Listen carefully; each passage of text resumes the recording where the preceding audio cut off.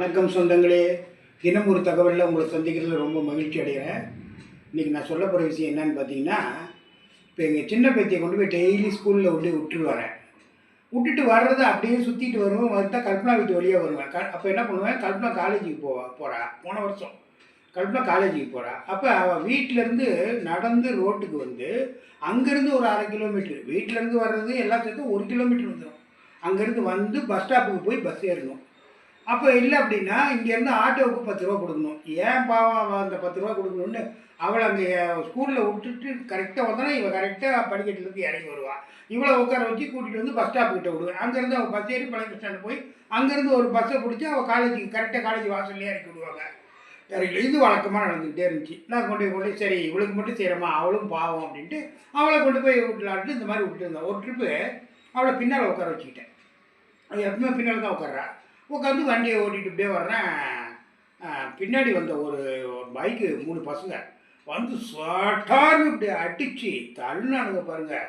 அவ்வளோ தூரத்துக்கு ஒரு 6-7 அடி இதுக்கு நீட்டத்துக்கு இழுத்துட்டு போயிருக்கீங்க. தரத்தரத்த இந்த புது வண்டிங்க, இந்த இந்த பைக்கு சார்ஜர் பைக்கு எப்படி இருக்கும் அப்படி கீழே விழுந்து எனக்கு இந்த பக்கம் பூரா இழுத்து விட்டு காலு கீழே இங்கெல்லாம் ரத்தம் ஊற்றுது.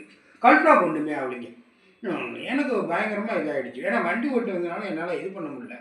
அப்படியே இழுத்துட்டு வந்து ரத்தம் ஊற்றுது. எல்லாம் கூட்டம் நிறையா கூட்டி போச்சு. அந்த பசங்களும் பாவம் எங்கேயோ வேலைக்கு போகிறவங்க எல்லாம் ரத்தத்து பொருள் எல்லாம் அப்படி தான் பண்ணுவானுங்க. அப்படி 3 பசங்க உட்காந்துட்டாங்கன்னே போதும், தலையெல்லாம் இந்த ஒரு மாதிரி இந்த பக்கம் பூரா சரிச்சுக்கிட்டு இந்த இப்படி முன்னாடி இருக்கும் பாருங்க. இங்கே அதுக்குள்ளார ஏதாவது பூச்சி பூச்சின்னா கூட அவங்களுக்கு தெரியாது. அந்த மாதிரி டைப் உள்ள அந்த மாதிரி பசங்க.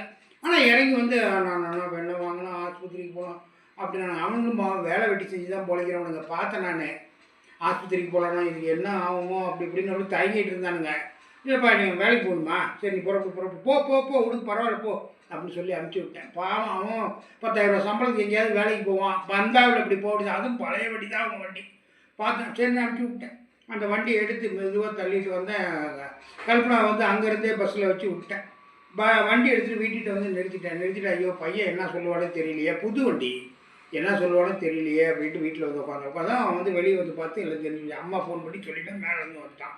உங்களுக்கு எதுவும் ஆவல் இல்லை, வண்டியை பற்றி என்ன போனால் போகுது, அது உங்களுக்கு எதுவும் ஆவல் இல்லை, அதோட சொல்லுங்க அப்பா சந்தோஷம். என்ன இவ்வளோ காயம் இருக்குது, வாங்கன்னு இழுத்துட்டு போய் ஆஸ்பத்திரியில் ஊசிக்கு சிலம் போட்டான். அந்த வண்டிக்கு 15,000 ரூபா செலவு பண்ணேங்க. 1 மாதம் நான் கொண்டு ஸ்கூலுக்கே நான் கொண்டு விடல. அந்தளவுக்கு எனக்கு இதாகிடுச்சு.